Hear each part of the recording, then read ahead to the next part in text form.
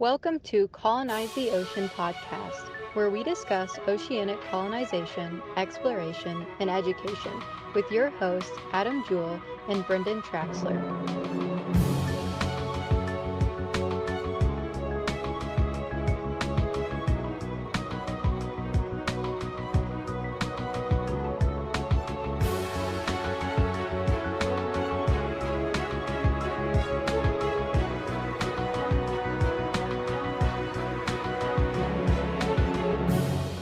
Welcome, everybody, to another deep dive. This time, we're taking a plunge into the world of Sylvia Earle. You know, Sylvia Earle, a name synonymous with ocean exploration. Exactly. She's not just a famous oceanographer. She's a true pioneer. She's an inventor. And a relentless advocate for our oceans. Absolutely. And we're going to get to know her story a bit better today. Using two fantastic sources. Her Wikipedia page, packed with all those career highlights. And we have a truly insightful interview from the Academy of Achievement, where we get to hear her voice, her passion. Exactly. It's not just about listing her achievements, but really understanding what drives her motivations. So think of it like this.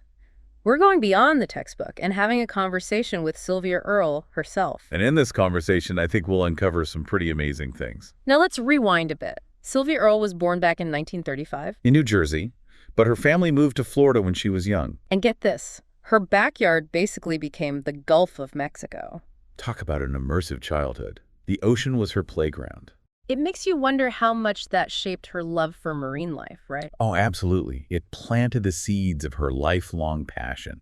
Even as a kid, she was captivated by nature. Exploring the coast, observing the creatures, constantly learning. And her parents, even though they weren't scientists themselves, they encouraged her curiosity. That's so important, that nurturing environment where learning is celebrated. They instilled in her this love of learning that really set the stage for her incredible journey. It's a good reminder for all of us, right? To nurture that curiosity, that love for learning in kids. Definitely. And that passion led her to pursue a degree in botany. And later, phycology, which, for those who don't know, is the study of algae. The tiny organisms that are like the building blocks of so much ocean life. It's like she wanted to understand the ocean from the ground up, literally. Precisely. And that strong foundation in the fundamentals of marine life really informs all her later work. Now, her career is just remarkable, packed with groundbreaking achievements, firsts for women in oceanography. Like in 1970, being selected for the Tektite 2 mission. An all-female team living in an underwater habitat for 2 weeks. Can you imagine? It was groundbreaking. Imagine living in an underwater motel, designed with input from NASA. It was a stepping stone to space exploration, but focused on the ocean depths. But it wasn't just about being underwater. It was about observing marine life as residents, not just visitors. That's such a good point. When you live in an environment, you see things differently. You see the daily rhythms, the interactions, the subtle changes. And that's what they did, really immerse themselves in that underwater world. It was a completely new way of studying marine life. And it really solidified Earle's belief in the power of long-term observation. That deep, sustained study. It's like the difference between reading about a forest and actually living in it. You get a whole different perspective. And speaking of a different perspective, in 1979, Earle set the world depth record for solo diving.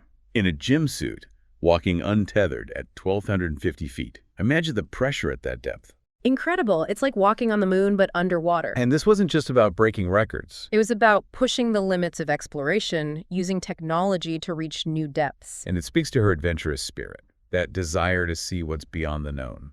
And of course, we can't forget about her role as the first female chief scientist of NOAA. Another incredible milestone, leading a major scientific organization. But her vision extended beyond just research and exploration. She understood the importance of protecting what she loved, which led her to found Mission Blue in 2009. An organization dedicated to creating marine protected areas, which she calls hope spots. And that's a perfect example of how she translated scientific knowledge into action. She's not just observing, she's actively working to safeguard the future of the ocean. She's inspiring us all to do the same. And one of the things that really sets Earle apart is her ability to connect with people. Absolutely. She's not just a scientist, she's a fantastic communicator. She can explain complex ideas in a way that anyone can understand.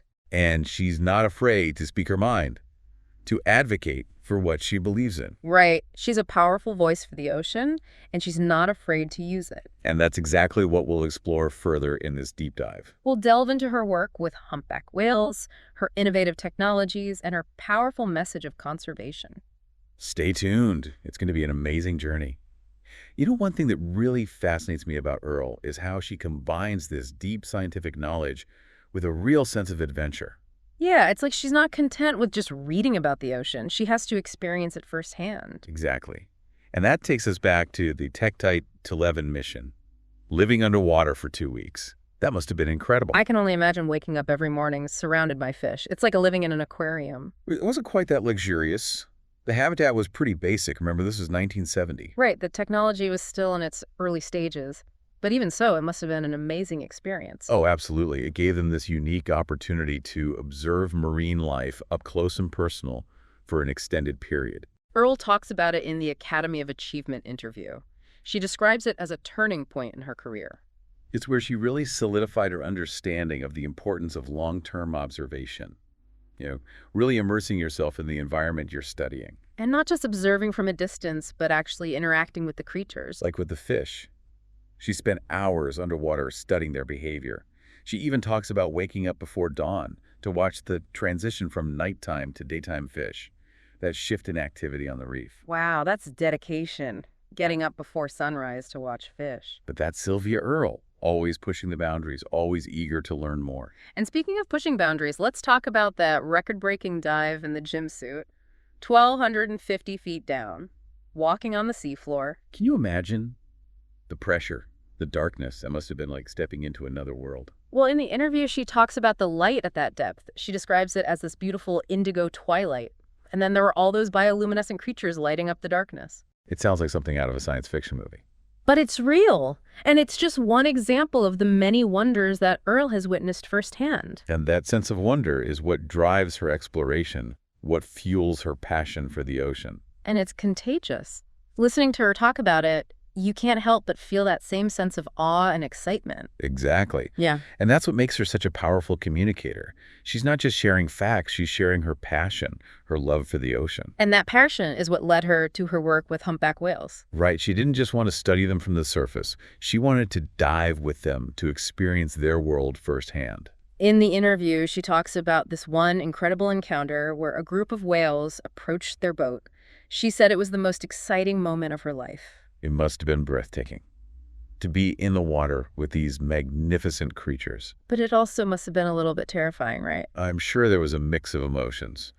Awe, excitement, but also a healthy dose of respect for these powerful animals. And that respect is evident in all of Earle's work. She sees these creatures as individuals, not just specimens. She understands that they have their own lives, their own families, their own complex social structures. And that's what makes her approach to oceanography so unique. It's not just about collecting data, it's about understanding the interconnectedness of all life. It's about seeing ourselves as part of the ecosystem, not separate from it. And that brings us to her work on Deep Rover, this innovative submersible that allows scientists to explore the depths in a whole new way. Deep Rover is more like a diving suit than a traditional submarine. The pilot sits inside a clear acrylic sphere and can maneuver with incredible precision. And get this, the manipulators have this amazing acoustic feedback system, so you can actually hear the texture of what you're touching underwater. It's revolutionary.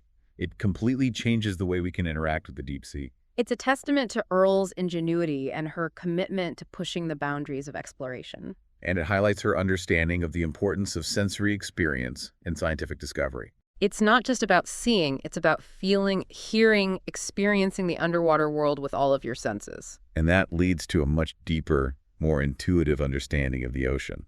So we've talked about her groundbreaking work as a scientist and an explorer, but Earle is also a powerful advocate for ocean conservation. And that advocacy comes from a place of deep personal experience. She's witnessed firsthand the changes that have occurred in the ocean over her lifetime. In the Academy of Achievement interview, she tells this powerful story about meeting an albatross older than she is. And she reflects on how this albatross has seen these dramatic changes in the ocean, but can't understand why. It's a poignant reminder that we humans are the ones responsible for these changes. and we have a moral obligation to do something about it. And Earle is not afraid to hold us accountable. She's been very vocal about the impact of human activities on the ocean, the pollution, the overfishing, the destruction of habitats. She's not sugarcoating anything. She's telling it like it is. And that's what makes her message so powerful. It's coming from a place of knowledge, experience, and deep concern for the future of our planet. And she's not just pointing out the problems. She's also offering solutions, like her work on hope spots. Right. These marine protected areas where human activities are limited or prohibited to allow marine life to recover and thrive. It's a brilliant idea. Yeah. And she's been working tirelessly to establish hope spots all over the world. It's inspiring to see someone so dedicated to making a difference. It's a reminder that one person can make a difference, that we all have a role to play in protecting our planet. Absolutely. And I think that's what makes Sylvia Earle such an important figure. She's not just a scientist or an explorer. She's a role model. She's someone who inspires us to be better stewards of our planet. And she's showing us that it's possible to combine passion with purpose to make a real difference in the world. It's amazing to think about all the changes Sylvia Earle has seen in her lifetime in the field of ocean exploration. I know, right? From those early days of scuba diving to the sophisticated submersibles we have today, it's incredible. She's really witnessed firsthand how technology has revolutionized our understanding of the ocean. And she's been a driving force behind many of those innovations, pushing the boundaries, always looking for new ways to explore the depths. She's not afraid to ask, what if, and then go out and find the answers. That's what sets her apart. It's that pioneering spirit, that relentless curiosity that makes her such an inspiring figure. It makes me wonder, what would she say about the state of ocean exploration today? Well, I think she'd be thrilled with the advancements in technology, of course, the new tools and techniques that allow us to go deeper, to stay underwater longer, to collect more data than ever before. But at the same time, I bet she'd be deeply concerned about the growing threats to the ocean. Things like climate change, pollution, and overfishing. Oh, absolutely. She's been sounding the alarm about those issues for decades. And she's always emphasized the urgency of protecting the ocean. That it's not just about saving whales or coral reefs, it's about saving ourselves. Exactly. The ocean is our life support system. And she understands that connection better than anyone. And that brings us to her work on hope spots, these marine protected areas that she's been championing for years. Can you tell us a bit more about those? Sure. Hope spots are basically areas of the ocean that are set aside for conservation. They're like national parks in the sea. So they're protected from things like overfishing, drilling, and pollution. Exactly. The idea is to create these safe havens where marine life can thrive and ecosystems can recover. And Sylvia has been instrumental in establishing hope spots all around the world, working with governments, communities, and scientists to make it happen. It's a testament to her vision and her dedication. She's not just talking about protecting the ocean, she's taking action. It's inspiring, isn't it, to see one person make such a difference? It really is.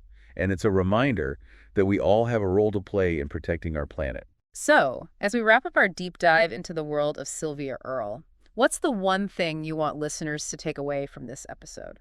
Well, I think the key takeaway is that we're all connected to the ocean. Whether we live on the coast or hundreds of miles inland, the ocean affects all of us. It provides the air we breathe, the food we eat, it regulates our climate. It's essential for life on Earth. Exactly. And that means we all have a responsibility to protect it. It can feel overwhelming at times, but even small actions can make a difference. Absolutely. Like reducing our use of plastic, choosing sustainable seafood, supporting organizations that are working to protect the ocean. Every little bit helps. And we can all do our part to raise awareness about these issues. Talk to our friends and family, contact your elected officials, support policies that prioritize ocean health. It's about making our voices heard, demanding action from our leaders. And never losing hope. Exactly. The challenges are great, but so is our capacity for innovation, creativity, and compassion. Sylvia Earle has shown us that. She's a true inspiration, and her legacy will continue to guide us as we navigate the complex challenges facing our planet. And remember her words. No water, no life, no blue, no green. Let's all do our part to protect our blue planet. Thank you for joining us for this deep dive into the world of Sylvia Earle. We hope you learned something new and feel inspired to take action. Until next time.